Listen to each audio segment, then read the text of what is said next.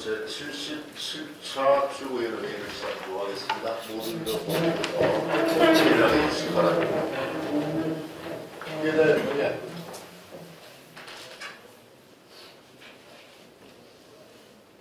바로 이하 생각하겠습니다. 먼저 정동영 다음 대표님의 모두 발언 듣겠습니다.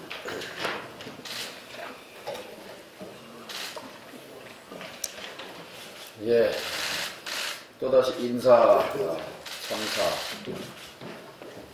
수습하기 위해서 두 사람을 지명철회 잦은 사퇴 형식으로 정리했습니다만 결국 제도입니다. 제도.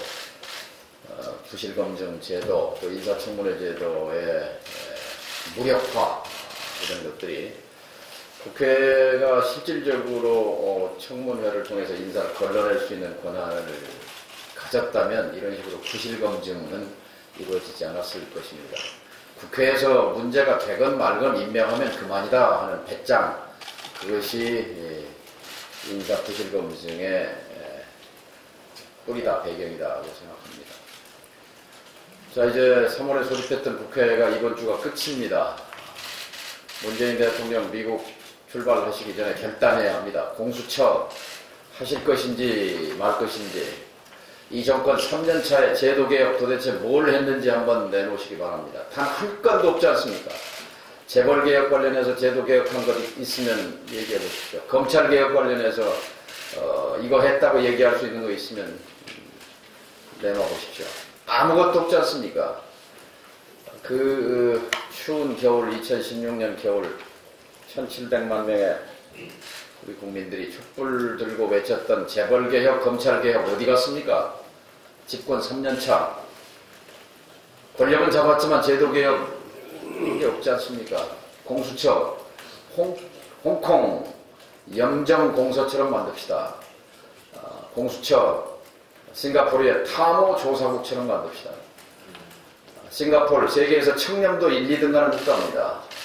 홍콩도 부패 추방된 지 오래입니다.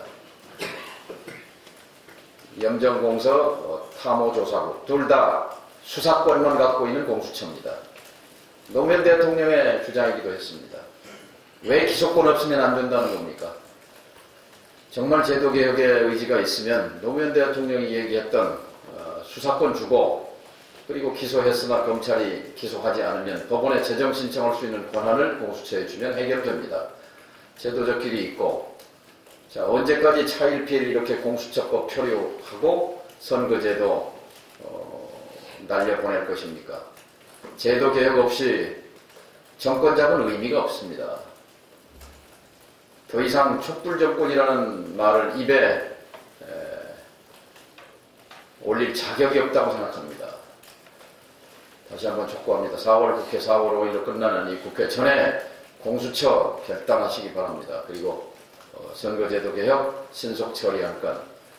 대한민국 사회는 매일매일 새로운 사건이 터지고 어제 그제 있었던 것은 옛날 일로 기억 망각증, 이렇게 해가지고는 사회가 앞으로 나아갈 수 없습니다. 선거제도 개혁, 문재인 대통령 의지에 달렸습니다. 도대체 올 들어서 선거제도 개혁 관련해서 문재인 대통령의 말을 들어본 적이 없습니다. 제도개혁에 관심이 있는 것입니까? 없는 것입니까? 문재인 대통령의 답변을 촉구합니다. 이어서 장병환 원내대표의 발언 듣겠습니다. 네, 결국 2명의 장관 후보자가 낙마했습니다. 국민 눈높이와 정책을 고려할 때 더 늦기 전에 이루어진 당연한 조치입니다. 특히 청와대는 조동호 후보자 지명 철회를 발표하면서 부실 학회 참석 등을 검증해서 걸러내지 못했다고 밝혔습니다. 검증 시스템에 문제가 있음을 스스로 인정한 만큼 인사 라인의 책임을 물어 쇄신을 해야 할 것입니다. 무엇보다도 중요한 것은 인사 기준은 정권의 눈높이가 아니고 국민의 눈높이에 있음을 명심해야 할 것입니다. 이제 국회도 할 일을 해야 합니다. 국회는 나머지 후보자에 대한 청문보고서 채택에 속도를 내야 합니다. 모든 후보자는 무조건 안 된다고 하는 것은 정쟁에 불과합니다. 각 당의 입장과 의견을 청문보고서에 포함시키면 되는 일입니다. 민생과 경제 활성화를 위해 국회가 해야 할 일이 산적해 있습니다. 국정이 하루속히 정상 가동해 국민을 위해 일할 수 있도록 최저임금제의 처리 등 국회가 협조할 것은 협조하고, 최저임금제가 아니라 탄력근로제의 처리 등 국회가 협조할 것은 협조하고 비판할 것은 비판하는 성숙한 자세를 보여야 하겠습니다. 홍남기 부총리에 이어서 이낙연 총리도 미세먼지 추경을 공식화했습니다. 추경은 경제가 침체가 되고 재해가 발생하고 오면 이렇게 할 수는 있습니다. 그렇지만 이벤트성 추경에는 문제가 있습니다. 미세먼지 문제가 어제 오늘 시작되는 것이 아닙니다. 문재인 대통령 공약에도 미세먼지의 대폭 저감이 포함되어 있었습니다. 정부가 지금까지 손 놓고 있다가 최근 미세먼지가 심각해지니 또다시 재정으로 해결하겠다고 나섰습니다. 이봉책이고 재정으로 모든 일을 해결하려는 무책임한 발상입니다. 미세먼지 추경 논의는 3월 초부터 시작되었습니다. 3월 초면 지난해 대거 확장적으로 편성한 올해 예산을 제대로 집행해보기도 전에 추경부터 이야기하는 것입니다.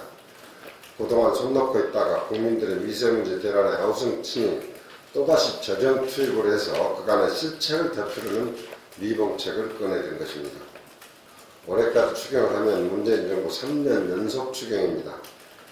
박근혜 정부의 빈번한 추경을 강도 높게 비판했던 민주당 정권이 똑같은 시행착오를 반복하고 있습니다.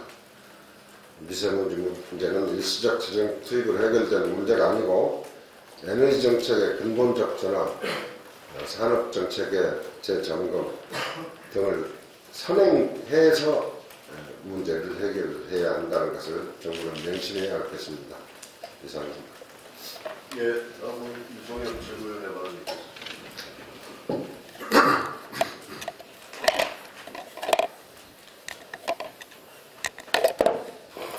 예, 지난 3월 25일부터 30일까지 5박 6일 이낙연 총리와 함께 몽골, 중국을 다녀왔습니다. 그러다 보니까 우리 당에서 하는 주요 개편대회 행사에 참석하지를 못해서 대단히 아쉽고 미안하다는 말씀을 먼저 드립니다.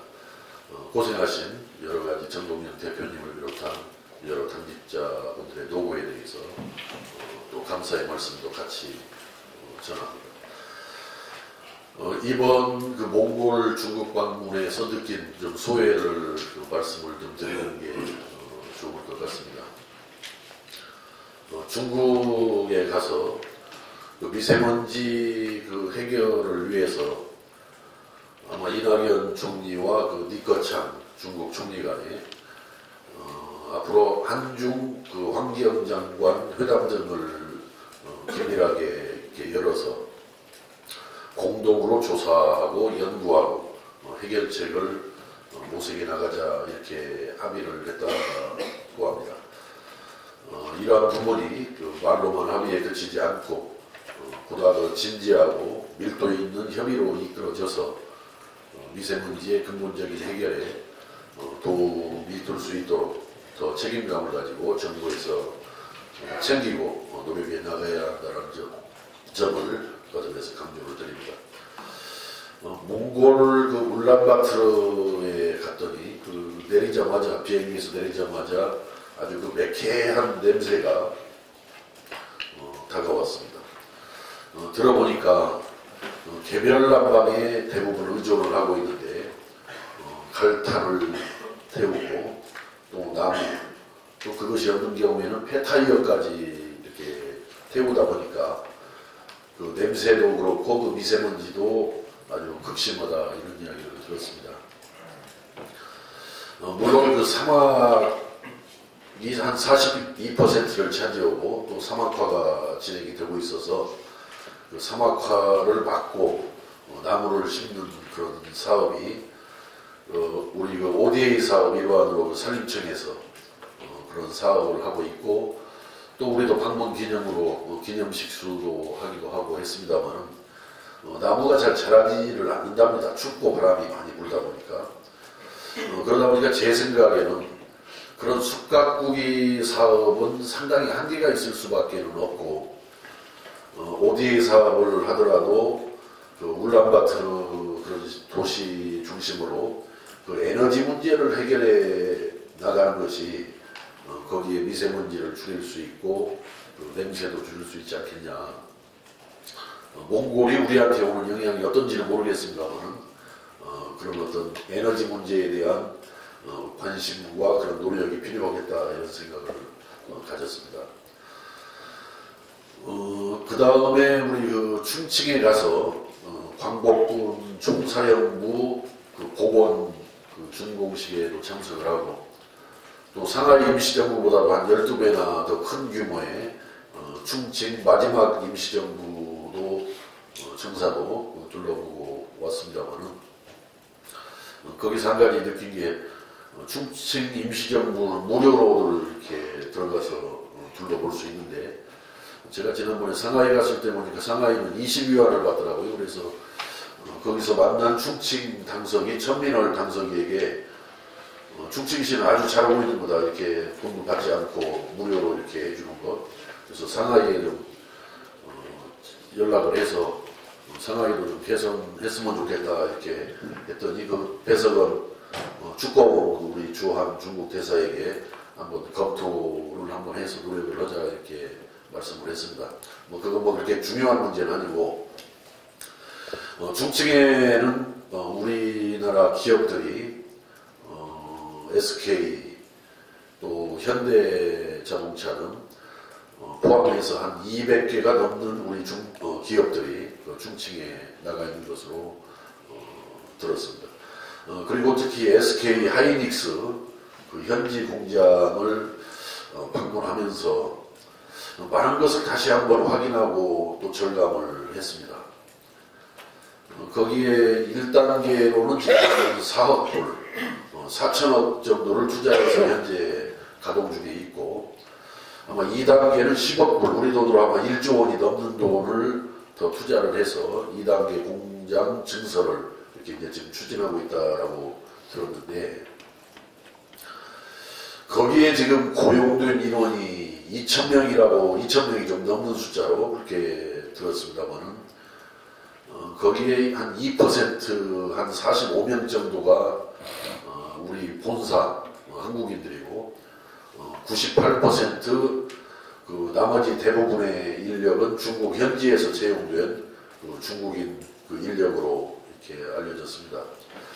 그래서 제가 거기 방문을 하면서 그 SK 하이닉스 그 현지 법인장에게 물었습니다. 왜 국내에다 투자를 하지 않고 중국에다 투자를 하냐. 혹시 거기서 생산된 반도체를 중국에서 잘 팔기 위해서 그러는 거냐 그랬더니 거기에서 중국에다 직접 팔지는 못하고 거기서 생산된 반도체 전량은 인천공항으로 돌아와서 일부는 중국으로도 수출하고 또 나머지는 그 반도체가 필요한 국가들로 수출을 하고 있습니다라고 해서 그 내수에 응하기 위해서 거기에다가 현지 공장 만든 것은 아닌 것이 분명해졌고 이렇게 설명합니다. 일단 인건비가 싸고 또 땅을 그 큰 땅을 무료로 이렇게 중국 정부에서 제공을 해주고 또 법인세 감면 등을 통한 여러 가지 행정적, 재정적 그런 지원이 있기 때문에 중국에다 투자하고 있습니다. 이렇게 이야기를 들었습니다. 그러면서 이것이 기업 입장에서는 그런 여러 가지 그런 중국 정부의 지원이라든지 여러 가지 여건이 기업의 이익이 되기 때문에 거기다 투자를 했겠습니다만 이것이 나라 경제 전체에는 과연 도움이 되는 일이냐, 특히 일자리 문제에 과연 도움이 되는 그런 일들이냐 이런 점에서 저는 우리 지금 국내에서 새만금 사업이 현재 한참 진행이 되고 있습니다. 담수호 포함해서 1억 2천만 평이라는 굉장히 넓은 땅이 조성이 되고 있는데 저는 오래전부터 새만금 구역을 특별행정구역으로 해서 국제적인 경제 특구로 만들어갈 필요가 있겠다라고 주장을 하면서 땅값이 없고 세금이 없고 규제가 없고 노조가 없는 사부의 새만금을 만드는 것이 그 새만금 사업을 제대로 활성화시키고 또 그래서 나라 국가 경제에 기여할 수 있도록 하는 일이다라는 생각을 가졌습니다만 저는 우리 국내 기업들이 해외에서 내수를 겨냥해서 나가는 경우는 뭐 그것도 있을 수 있는 일이라고 생각을 합니다만 그러지 않고 그 인건비 문제라든지 또는 어떤 세금 문제라든지 또는 단가 문제 등으로 해외로 나가게 두는 것은 우리 국가 경제의 성장에 발전에 결코 도움이 되는 일이 아니다라고 생각해서 어떻든 좀 새만금이 현재 그 미지의 땅이 추진이 되고 물론 뭐 갈팡질팡 하고 있습니다만 그 부분을 한번 발상의 전환을 통해서 기업들이 해외로 나가지 않고 국내에 이렇게 정착하고 또 해외 기업들도 우리 새만금 지역에 들어올 수 있는 그런 여건을 만들어가는 것이 중요하겠다 이렇게 생각을 합니다. 특히 그 하이난도에 갔을 때는 국제는 아닙니다. 그 의료관광 선행지구 결국은 의료관광 그 특구에 가서 좀 시찰을 했습니다만 거기서 1차적으로 느낌이 굉장히 빠른 속도로 건설하고 있다고 들었습니다. 뭐 8개월 만에 건물 하나씩을 다 짓고 계속 그 계획을 채워나가고 있다 이렇게 들었는데 전반적인 느낌이 과거에는 우리나라가 빨리빨리였고 중국이 만만디였는데 지금 우리는 좀 늘어져 있는 그런 느낌이지만은 중국이 과거에 우리가 부지런히 움직였던 그런 빨리빨리의 그런 분위기로 나라의 경제 개발을 추진해 나가는 것을 보고 우리도 보다 더 좀 긴장하고 힘을 좀 집중해서 좀 나가야 하지 않겠나 하는 생각이 들었고 또 하나 그 중국의 아까 의료관광 선행지구에는 일주일 거기서 묵고 이제 먹고 뭐 힐링하고 뭐 치료받는데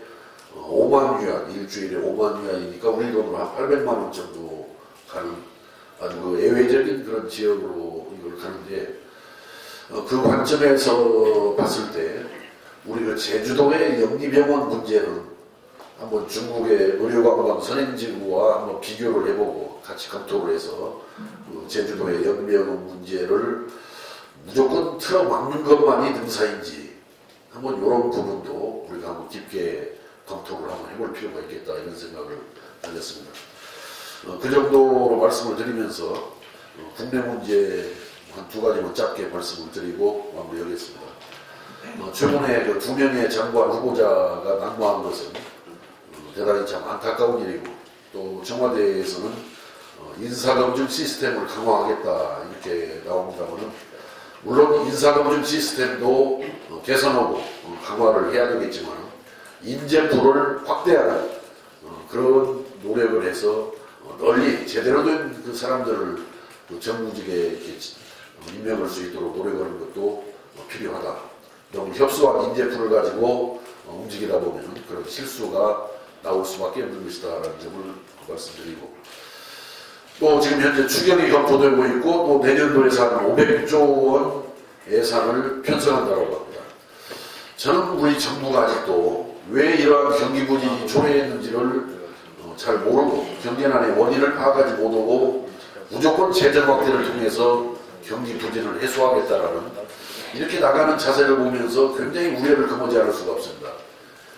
열이 난다고 해열제만 계속 먹여가지고 그 치료가 되겠습니까? 열이 나는 원인을 찾아서 그 원인을 근본적으로 원인에 처방을 해서 경제를 살릴 생각을 해야지 계속해서 재정만 확대하겠다라고 나가는데 이 재정이라는 것은 상시로 먹어도 되는 영양제가 결코 아닙니다. 지금 선진국치고 재정을 경기 부진에서 해소해 나가는 수단으로 쓰는 나라는 하나도 없다라고 하겠습니다. 그래서 경제가 어렵다고 자꾸 재정 확대만 이렇게 하면서 나라의 성장 잠재력을 떨어뜨리고 나라의 경제 성장이 더 어려운 상황에 처하게 만드는 것은 결국 경제를 살리는 일이 아니고 경제를 죽이는 일이다라는 것을 지적을 하면서 다시 한번 이번 추경과 내년도 예산 500조 원 확대 편성에 대해서 심각한 우려를 지적하지 않을 수 없으며 정부의 반성과 또 경제난의 원인을 찾는 진지한 노력을 다시 한번 촉구합니다. 이상입니다. 이상으로 발언을 모두 마치고 비공개회의로 전환하겠습니다. 여기 있어. 아까 안 한다. 예. 서진이 최고위원의 발언입니다. 네, 청년위원장 서준입니다. 청와대 막장 인사가 마침내 참사로 끝을 맺었습니다. 전세금 올려서 아들 포르쉐 타면서 유학하게 해준 것도 모자라 해외 부실학회 참석까지 불거진 장관 후보자와 투기 관련 지역에 주택을 세 채나 소유하고 있는 국토부 차관 출신 장관 후보자의 낭만은 사필 규정이라고 할 것입니다. 그러나 정작 문제는 이들을 제대로 걸러내지 못한 청와대의 안일한 인사검증 시스템에 있습니다. 본인이 말 안 해서 몰랐다. 인사청문회에서 걸렸으니 된 것 아니냐는 발언은 무책임의 극치입니다. 일반 중소기업 신입사원도 이렇게 뽑지는 않을 것입니다. 그런데도 청와대는 낭만은 했지만 인사 실패는 아니다라고 말합니다. 술은 마셨지만 음주운전은 안 한 셈입니다. 지난주 김의겸 대변인이 투기로 사퇴한 것과 더불어 이번 인사는 청와대와 집권 여당이 국민을 얼마나 얕잡아 보는지가 드러난 것입니다. 청와대와 집권 여당에 당부합니다. 권력과 지지율은 화무시비롱입니다. 지금의 높은 지지율이 언제까지나 지속될 것이라는 착각에서 벗어나 초심으로 돌아가 겸손하고 더 겸손하게 국정을 이끌어줄 것을 촉구합니다. 권익성과 관련해서 한 말씀 드립니다. 이번 사건과 관련된 한 클럽이 탈세로 국세청 고발 명단에 들어있다가 전직 강남 세무서장에게 2억 원의 돈을 주고는 명단에서 제외되었다는 언론 보도가 있었습니다. 정말 이번 사건은 대한민국 악의 집합체입니다. 폭행, 성폭행, 마약 등 강력 범죄에 이들을 눈감아준 검찰, 경찰, 그리고 국세청까지 모든 권력기관의 결탁은 정말 영화의 한 장면을 보는 듯합니다. 악의는 언제나 있습니다. 하지만 정말 심각한 것은 이들을 단속해야 할 권력기관도 한통속이 되었다는 것입니다. 대대적인 권력기관의 사정작업이 절실히 필요합니다. 정부 여당의 각성을 강력히 촉구합니다. 이상입니다. 잘했어요.